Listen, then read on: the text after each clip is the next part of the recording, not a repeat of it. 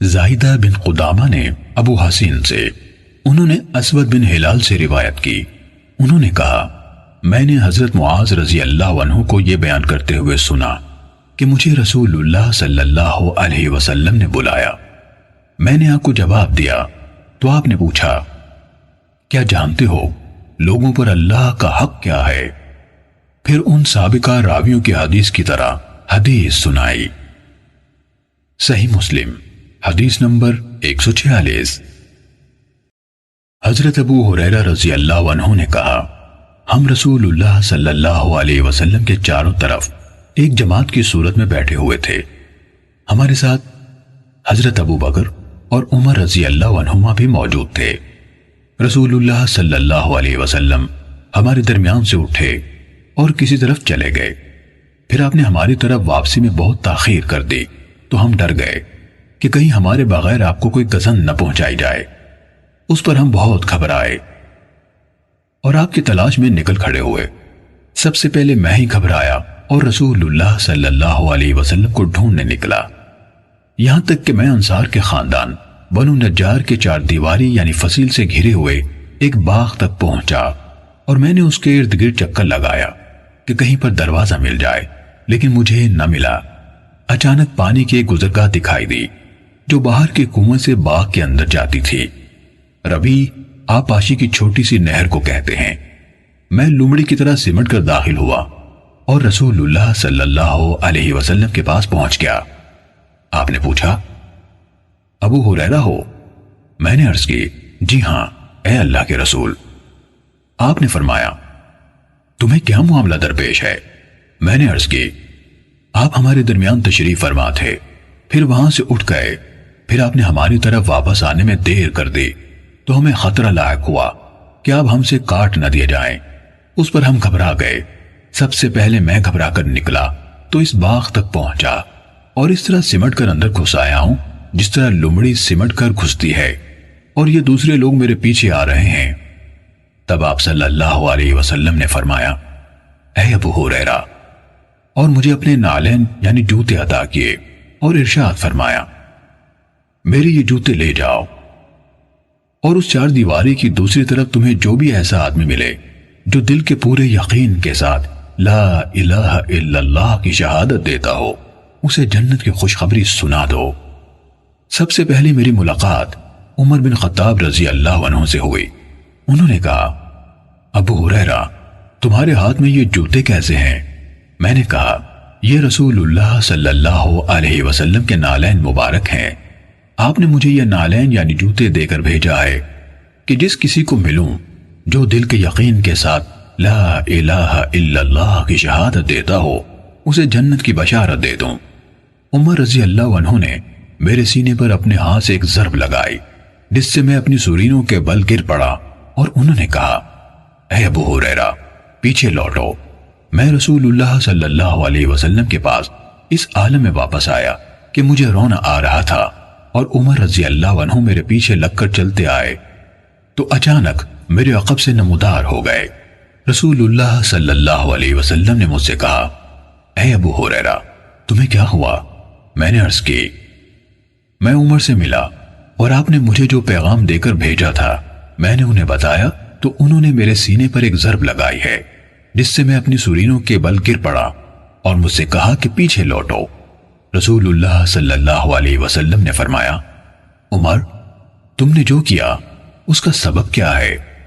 انہوں نے عرض کی اللہ کے رسول آپ پر میرے ماں باپ قربان ہو، کیا آپ نے ابو ہریرہ کو اس لیے نالین دے کر بھیجا تھا کہ دل کے یقین کے ساتھ لا الہ الا اللہ کی شہادت دینے والے جس کسی کو ملے اسے جنت کی بشارت دے؟ آپ صلی اللہ علیہ وسلم نے فرمایا ہاں۔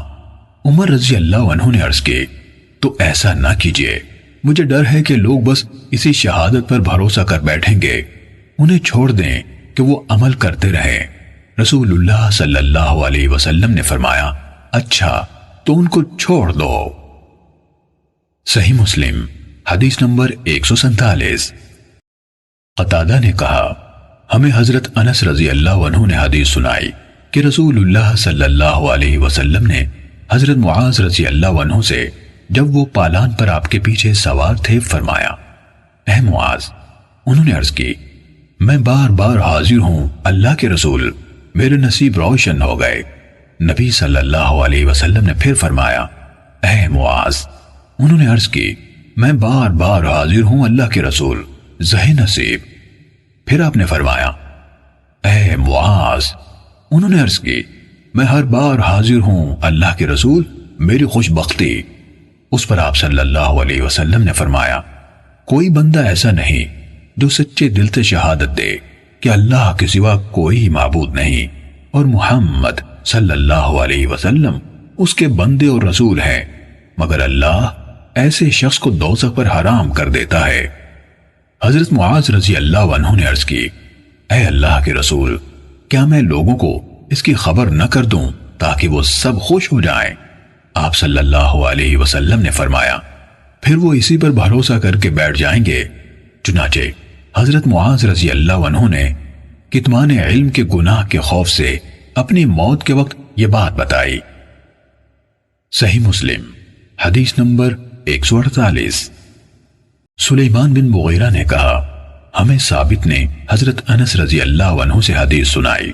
انہوں نے کہا، مجھے محمود بن ربی رضی اللہ عنہ نے حضرت اتبان بن مالک رضی اللہ عنہ سے حدیث سنائی۔ محمود رضی اللہ عنہ نے کہا کہ میں مدینے آیا تو اتبان رضی اللہ عنہ کو ملا اور میں نے کہا، ایک حدیث مجھے آپ کے حوالے سے پہنچی ہے۔ حضرت اتبان نے کہا، میری آنکھوں کو کوئی بیماری لاحق ہو گئی تو میں نے رسول اللہ صلی اللہ علیہ وسلم کی خدمت میں پیغام بھیجا کہ اے اللہ کے رسول، میرا دل چاہتا ہے کہ آپ میرے پاس تشریف لائیں اور میرے گھر میں نماز ادا فرمائیں تاکہ میں اسی جگہ کو نماز پڑھنے کی جگہ بنا لوں۔ انہوں نے کہا، رسول اللہ صلی اللہ علیہ وسلم اور آپ کے ساتھیوں میں سے جن کو اللہ نے چاہا تشریف لائے۔ آپ صلی اللہ علیہ وسلم میرے گھر میں داخل ہوئے۔ آپ نماز پڑھ رہے تھے اور آپ کے ساتھی آپس میں باتیں کر رہے تھے۔ انہوں نے زیادہ اور بڑی بڑی باتیں مالک بن دخشم کے ساتھ جوڑ دیں۔ وہ چاہتے تھے کہ رسول اللہ صلی اللہ علیہ وسلم اس کے حق میں بد دعا فرمائے اور وہ ہلاک ہو جائے، اور ان کی خواہش تھی کہ اس پر کوئی آفت آئے۔ رسول اللہ صلی اللہ علیہ وسلم نماز سے فارغ ہوئے اور پوچھا، کیا وہ اس بات کی گواہی نہیں دیتا کہ اللہ تعالیٰ کے سوا کوئی معبود نہیں اور میں اللہ کا رسول ہوں؟ صحابہ کرام نے جواب دیا، وہ زبان سے یہ کہتا ہے لیکن اس کے دل میں یہ نہیں ہے۔ آپ صلی اللہ علیہ وسلم نے فرمایا، کوئی ایسا شخص نہیں جو گواہی دیتا ہو کہ اللہ کے سوا کوئی معبود نہیں اور میں اللہ کا رسول ہوں تو پھر وہ آگ میں داخل ہو یا آگ اسے اپنی خوراک بنا لے۔ حضرت انس رضی اللہ عنہ نے کہا، یہ حدیث مجھے بہت اچھی لگی، یعنی پسند آئی، تو میں نے اپنے بیٹے سے کہا اسے لکھ لو۔ اس نے یہ حدیث لکھ لی۔ صحیح مسلم حدیث نمبر 149۔ حماد نے کہا، ہمیں ثابت نے حضرت انس رضی اللہ عنہ سے حدیث سنائی۔ انہوں نے کہا، مجھے اتبان بن مالک رضی اللہ عنہ نے بتایا کہ وہ نابینا ہو گئے تھے، اس وجہ سے انہوں نے رسول اللہ صلی اللہ علیہ وسلم کی طرف پیغام بھیجا کہ آپ تشریف لائیں اور میرے لیے مسجد کی جگہ متعین کر دیں تاکہ میں اس میں نماز پڑھ سکوں۔ تو رسول اللہ صلی اللہ علیہ وسلم تشریف لائے اور ان یعنی اتبان رضی اللہ عنہ کی قوم کے لوگ بھی آ گئے۔